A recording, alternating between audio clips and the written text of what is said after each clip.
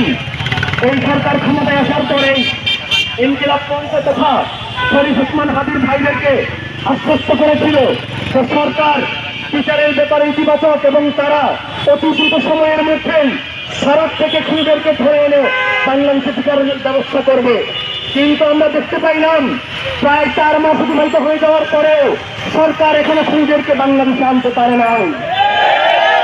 আপনারা দেখেছেন যখন আমরা শরীফ ওসমান হাদির হত্যার বিচার নিয়ে প্রসঙ্গিত নেই, তখন বাংলাদেশের এক শ্রেণীর সহিংসতা বুদ্ধিজীবী বাংলাদেশে প্রশ্ন করে বসে শরীফ ওসমান হাদিকে আমরা স্পষ্ট জানিয়ে দিতে চাই, বাংলাদেশের বিদ্রোহের মুসলিম থেকে শুরু করে শহীদ জিয়ার বিচক্ষণতা, বেগম জিয়ার আকর্ষণীয়তা, জীবনানন্দ দাশের প্রেমের এবং জসিমউদ্দিনের সেই আধ্যাত্মিকতার যে একত্রিত সম্মেলন, সেটা বাংলাদেশে একটা মাত্র মানুষের মধ্য দিয়ে প্রকাশিত হয়েছিল। সেই মানুষটার নাম শহীদ শরীফ ওসমান হাদি। রাজনীতির নাম শরীফ ওসমান হাদির শুধুমাত্র এই বাংলাদেশের স্বাধীনতা সার্বভৌমত্বের না, বাংলাদেশের সাহিত্য সংস্কৃতি সার্বভৌমত্ব বুঝতে হবে। তিনি অমিত শাহকে উদ্দেশ্য করে এই কথাই বলেছেন যে কাকে দিয়ে হত্যা করিয়েছেন, কাকে দিয়ে হত্যা করিয়েছেন, তার মানে এই হত্যা কে করিয়েছে? এই হত্যার সাথে সরাসরি জড়িত কে? এই হত্যার সাথে সরাসরি জড়িত কে? কার তত্ত্বাবধানে হত্যা হয়েছে? একই সাথে মমতা আর একটা কথা বলেছেন যে বাংলাদেশ উত্তাল হবে যদি এটি জানা যায়। তার মানে এটি স্পষ্ট যে হত্যা হয়েছে অমিত শাহর নির্দেশে, অমিত শাহর তত্ত্বাবধানে, আর খুন করেছে অমিত শাহর এদেশের কল্পি বাহকেরা।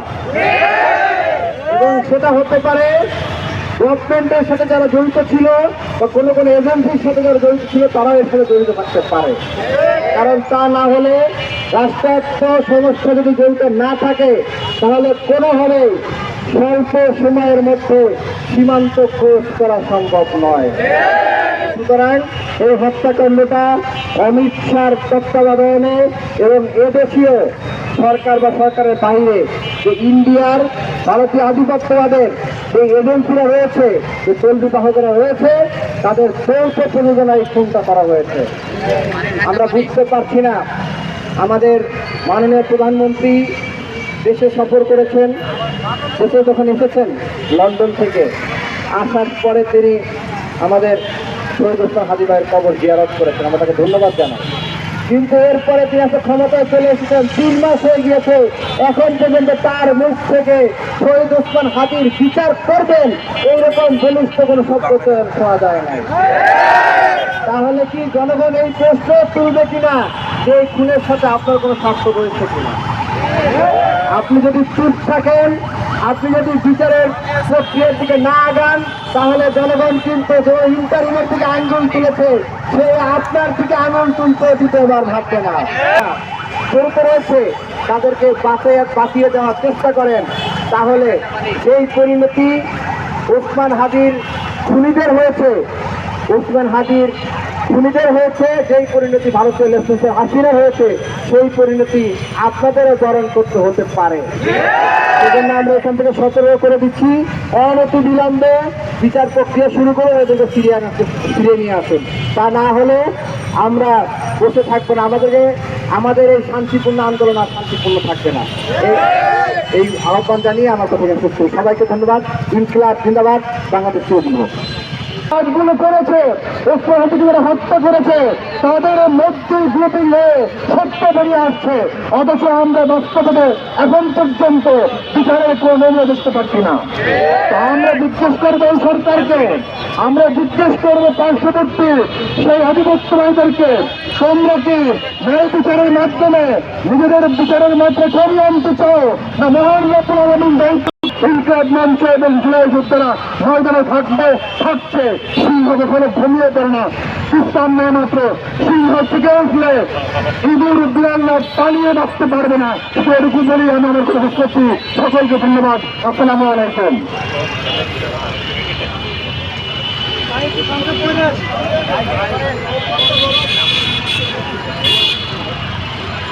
প্রিয় সংগ্রামী বন্ধুগণ, গতকাল বাংলাদেশের পররাষ্ট্র প্রতিমন্ত্রী শামা উবায়েদ তিনি একটি বক্তব্য দিয়েছেন। আমরা তাকে রাজনৈতিক ব্যক্তিত্ব হিসেবে অত্যন্ত পছন্দ করি, কিন্তু তিনি যে বক্তব্য উপস্থাপন করেছেন সেই বক্তব্যের মধ্যে আমরা বাংলাদেশ পন্থার কোনো কিছু খুঁজে পাই নাই। মনে হয়েছে পুরোটাই আধিপত্যবাদের বয়ান তিনি তার মুক্তি উচ্চারণ করেছেন। যখন পশ্চিমবঙ্গের সাবেক মুখ্যমন্ত্রী এত গুরুত্বপূর্ণ একটা বয়ান তিনি উপস্থাপন করেছেন, সেই বয়ানকে আমলে না নিয়ে তিনি বলে দিলেন যে হারা কোনো প্রার্থীর বক্তব্যকে আমরা আমলে নিচ্ছি না। এর থেকে বাংলাদেশের জন্য লজ্জার আর কিছু হতে পারে না। আপনারা জানেন ইতিপূর্বে ভারতের গোয়েন্দা সংস্থাগুলো বিভিন্ন দেশে তাদের অপারেশন কর্মকাণ্ড পরিচালনার মধ্য দিয়ে বিভিন্ন মানুষকে হত্যা করেছে। কানাডায় তারা শিখ নেতাকে হত্যা করেছে। শিখ নেতাকে হত্যা করবার পরে কানাডার পদক্ষেপ গ্রহণ করতে পারেন না। এই জন্য তো আপনাদের লজ্জা হওয়া উচিত। আধিপত্যবাদের পক্ষ নিয়ে আপনারা যেই ধরনের বয়ান উৎপাদন করার চেষ্টা করছেন, আজকে ক্ষমতায় আছেন, আজীবন ক্ষমতায় থাকবেন না, এই কথা ভুলে যাবেন না। আমরা আপনাদেরকে অনুরোধ জানাই, অনেকেই এখানে আছেন, অনেক মিডিয়া হাউসের ভাইয়েরা আছেন, আমাদেরকে টকশোতে বিভিন্ন বক্তারা প্রশ্ন করে যে আমরা নাকি উগ্র, আমরা নাকি তাদের মতো সুন্দর করে রবীন্দ্রসঙ্গীতের ভাষায় কথা বলতে পারি না। আজকে প্রয়োজনে সেই সুশীল ভাষায় কথা বলবো, প্রয়োজনে আর কোনদিন এই সুশীলতা পরিহার করবো না যদি শহীদ ওসমান হাদি হত্যার বিচার আপনারা নিশ্চিত করেন। কিন্তু যদি নিশ্চিত করতে না পারেন, মনে রাখেন শ্রীলঙ্কায় যে ঘটনা ঘটছিল বাংলাদেশে কিন্তু এটা ঘটে নাই, কিন্তু সামনে ঘটার সম্ভাবনা রয়েছে। আমরা আপনাদেরকে জানাই, যখন আমরা বিচারের দাবি নিয়ে আসি, রাস্তায় দাঁড়াই, তখন তাদের সুনির্দিষ্ট কিছু বয়ান থাকে। শহীদ ওসমান হাদির সঙ্গে এই খুনিদের কারা পরিচয় করিয়ে দিল। ওরা সবাই নিজেদের মতো মনে করে, ওরা মনে করে ওদের নেতাদের কাছে যাইতে হইলে সেই রকমের লবিং লাগে, শহীদ ওসমান হাদির কাছে পৌঁছাইতে হইলেও মনে হয় এই ধরনের লবিং মেনটেন করা লাগতো। কিন্তু শহীদ ওসমান হাদি তো রাজনীতির এই চিরচারিত নিয়ম ভাঙার জন্যই তিনি রাজনীতি শুরু করেছে।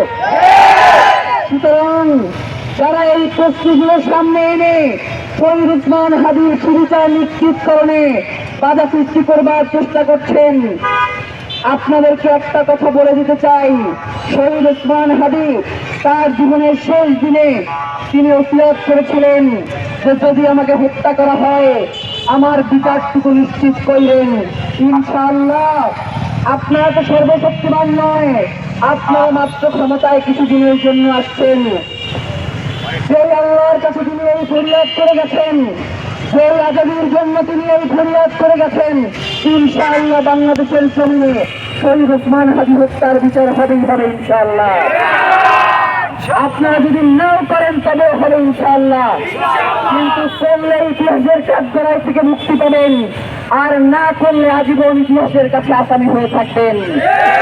প্রিয় ভাইয়েরা, কিছুদিন আগে পররাষ্ট্র মন্ত্রণালয়ের পক্ষ থেকে বলা হয়েছে যে পররাষ্ট্র পর্যায়ে ভারতের সাথে একটা বৈঠক হয়েছে এবং তারা খুনিদেরকে বাংলাদেশে ফিরিয়ে দেওয়ার ব্যাপারে সম্মত হয়েছে। এখন সেই সম্মত হওয়ার সময়সীমা কতটুকু আমরা জানতে চাই। এইটার সময়সীমা কি কিয়ামত পর্যন্ত নাকি সুনির্দিষ্ট কোনো সময় আছে, এইটা আপনাদেরকে জানতে চাই। আপনাদেরকে একটা কথা বলে, প্রচন্ড গরমে সবাই অসুস্থ হয়ে যাচ্ছে আমাদের মা বোনেরা, আপনাদেরকে একটা কথা বলে শেষ করতে চাই। আগামীকালকে রাত জুমা ইনকিলাব মঞ্চের পক্ষ থেকে কেন্দ্রীয়ভাবে ঢাকা ইউনিভার্সিটি সেন্ট্রাল মসজিদ থেকে বিক্ষোভ মিছিল অনুষ্ঠিত হবে। আপনারা সকলে শহীদ ওসমান হাদির এই খুনের সাথে যারা যারা রয়েছে তাদেরকে অতি দ্রুত চিহ্নিত করে বিচারের মুখোমুখি করবার জন্য এবং দেশি বিদেশি যে সকল চক্রান্ত এই খুনের পিছনে জড়িত রয়েছে তাদেরকে চিহ্নিত করে বিচারের মুখোমুখি করবার জন্য এবং যারা খুন করে পার্শ্ববর্তী রাষ্ট্রে পালিয়ে আছে তাদেরকে দ্রুত বাংলাদেশে ফিরিয়ে এনে বিচারের মুখোমুখি করবার দাবিতে আগামীকালকের বিক্ষোভে আপনারা সকলে সামিল হবেন সেই প্রত্যাশা রেখে আজকের মতো আমাদের এই বক্তব্য এখানেই শেষ করছি। এবং আরেকটা কথা, সেটা হচ্ছে ঢাকা ইউনিভার্সিটি সেন্ট্রাল মসজিদ থেকে কেন্দ্রীয়ভাবে আয়োজন করা হয়েছে, কিন্তু আগামীকাল সারা বাংলাদেশে সর্বাত্মক বিক্ষোভের ডাক দিয়েছে ইনকিলাব মঞ্চ শহীদ ওসমান হাদির হত্যার বিচারের দাবিতে। সুতরাং বাংলাদেশের আপামর জনসাধারণ, বাংলাদেশের স্বাধীনতাকামী জনতাকে আমরা আহ্বান জানাই, আপনারা সকলে আপনাদের প্রত্যেকের নিজ নিজ জায়গা থেকে বিক্ষোভে সামিল হন এবং বাংলাদেশের সার্বভৌমত্ব টিকিয়ে রাখবার জন্য সকলে সচেষ্ট হন। এই দাবি রেখেই আজকের মতো এখানে প্রোগ্রাম শেষ করছি। সবাইকে অসংখ্য ধন্যবাদ। ইনকিলাব জিন্দাবাদ, বাংলাদেশ জিন্দাবাদ।